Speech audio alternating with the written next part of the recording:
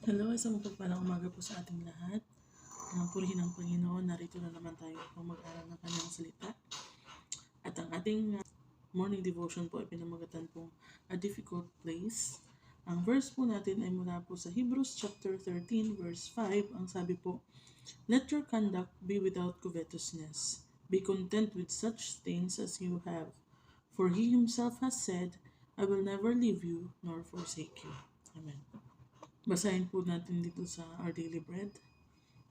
When a sudden change in technology made his job obsolete, a highly trained scientist found himself working in a fast food restaurant. One evening after our Bible study, he described the situation as difficult and humbling. He said, "One thing I can say is that the young people there seem very interested in my faith." A member of the group responded, "I admire you for being humble. I know your faith must have something to do with it." Like my acquaintance, Philip may have wondered why God pulled him off on an assignment in Samaria and plopped him in the middle of the desert. But then he found that the Utopian needed help understanding the scriptures, and his place made sense. So mababasa po natin yan sa Acts chapter 8, ano po. Simulan natin sa 4 to 8, and then 26 to 35. So sabi po dito, "Therefore those who were scattered went everywhere, preaching the word. Then Philip went down to the city of Samaria and preached Christ to them. And the multitudes with one accord hated the things spoken by Philip, hearing and seeing the miracles which he did. For unclean spirits, crying with a loud voice, came out of many who were possessed, and many who were paralyzed and lame were healed.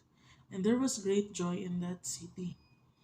At talon tayo sa 26. "Now an angel of the Lord spoke to Philip, saying, Arise, and go toward the south along the road which goes down from Jerusalem to Gaza." So he arose and went. And behold, a man of Ethiopia, a eunuch of great authority under Candace, the queen of Ethiopians, who had charge of all her treasury, and had come to Jerusalem to worship, was returning. And sitting in his chariot, he was reading Isaiah the prophet. Then the Spirit said to Philip, "Go near and overtake his chariot." So Philip ran to him, and he heard him reading the prophet Isaiah, and said, "Do you understand what you are reading?" And he said, "How can I unless someone guides me?" And he asked Philip to come up and sit with him. The place in the scripture which he read was this: "He was led as a sheep to the slaughter, and as a lamb before its shearer is silent. So he opened not his mouth. In his humiliation his justice was taken away. And who will declare his generation? For his life is taken from the earth." So the eunuch answered Philip and said, "I ask you, of whom does the prophet say this? Of himself or some other man?" Then Philip opened his mouth, and beginning at this scripture, preached Jesus to him. When Jesus promised he would never leave us alone in Matthew 28:20 and Hebrews 13:5, he meant that in the hard times as well as in the good times. So basahin po natin ang Matthew 28:20.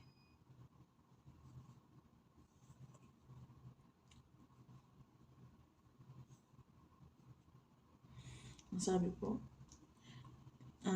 "Teaching them to observe all things that I have commanded you, and lo, I am with you always, even to the end of the age." Amen. At sa Hebrews 13:5, yun nga po yung nabasa po natin kanina. Na po. "Let your conduct be without covetousness. Be content with such things as you have, for he himself has said, I will never leave you nor forsake you." Our mission is the difficult seasons of life.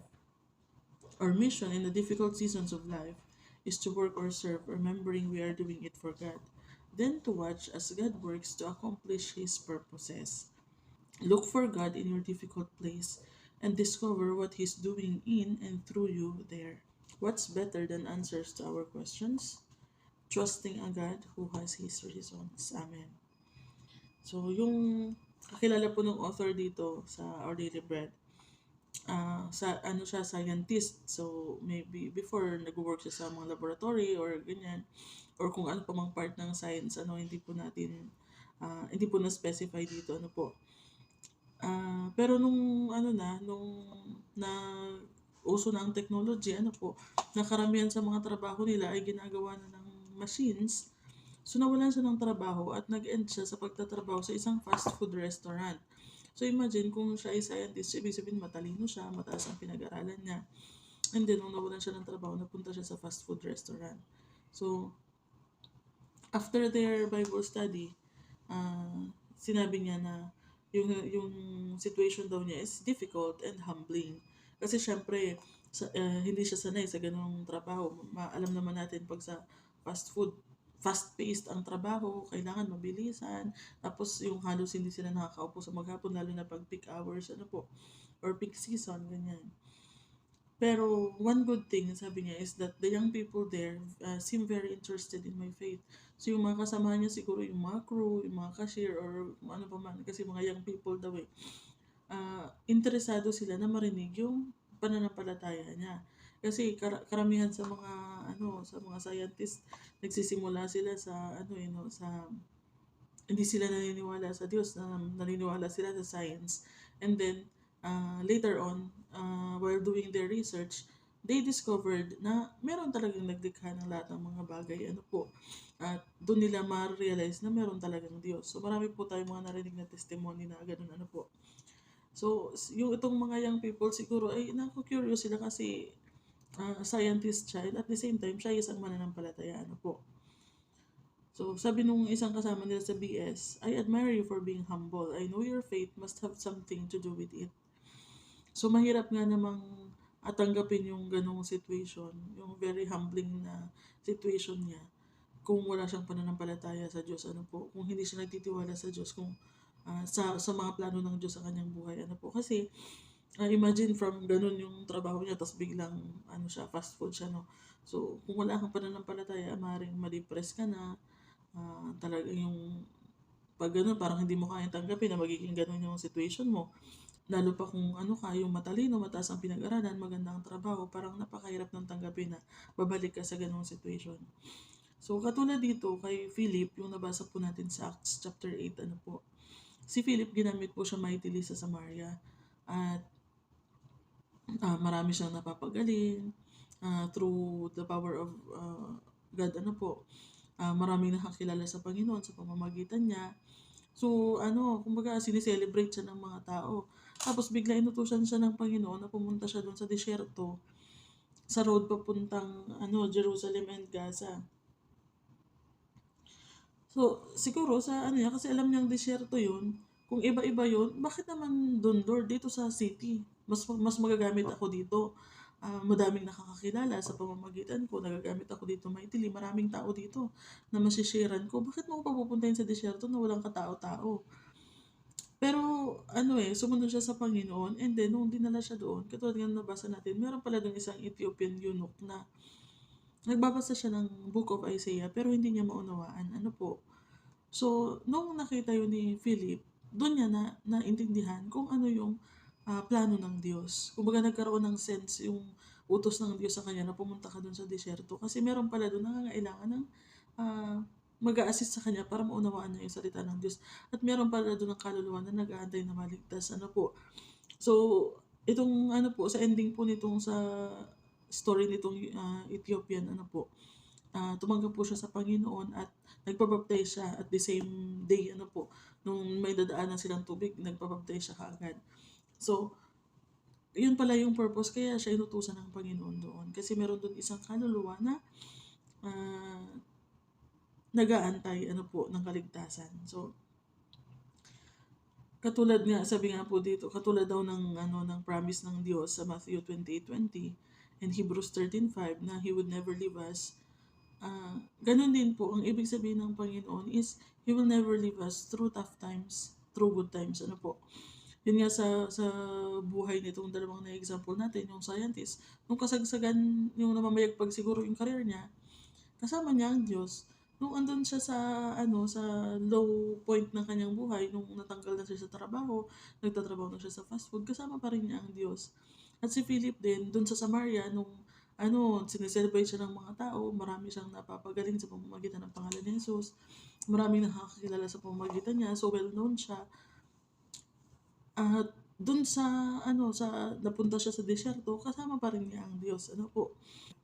Our mission in the difficult seasons of life is to work or serve, remembering we are doing it for God. And then, to watch as God works to accomplish His purpose. Amen. So, pagka andun po tayo sa difficult situation ng ating buhay, maglingkod pa rin tayo sa Panginoon. Ano po? Magtiwala tayo sa Kanya, magtiwala tayo sa Kanyang purpose, and and watch. Sabi niya. So, let us watch as yung purpose ng Diyos ay ma-unfold sa ating buhay. Ano po? Look for God in your difficult place and discover what He's doing in and through you there. So, hanapin natin yung Panginoon in that situation. Hanapin natin kung ano yung kalooban niya and discover kung ano yung nais gawin ng Diyos, kung ano yung ginagawa niya sa pamamagitan mo in that difficult situation or in that difficult place. Ano po? Pagka mga ganong situation, marami tayong why, marami tayong katanungan sa Panginoon, bakit nangyari sa akin to? Pero sabi nga dito, what's better than answers to our why questions? Ano ang mas better doon? It's trusting God. Trusting a good God who has His reasons. Yung manampalataya tayo sa napakagandang purpose ng Panginoon sa ating buhay. Nung ako din po ay nalipat dito sa Riyadh, maayos naman yung kalagayan ko dun sa dating sa ibang city or sa province ng KSA. At nung ililipat ako dito sa Riyadh, talagang andun yung resistance, andun yung pagko-question na bakit mo ako dadalhin doon? Bakit maayos na yung buhay ko dito, mag-aayos na yung kalagayan ko, yung trabaho ko, bakit mo ako ililipat doon? And then nung napunta ako dito, nakapag-worship ulit tayo, nakapag-fellowship kasama mga believers, doon ko napagtanto kung ano yung purpose ng Panginoon, bakit niya ako nilipat dito.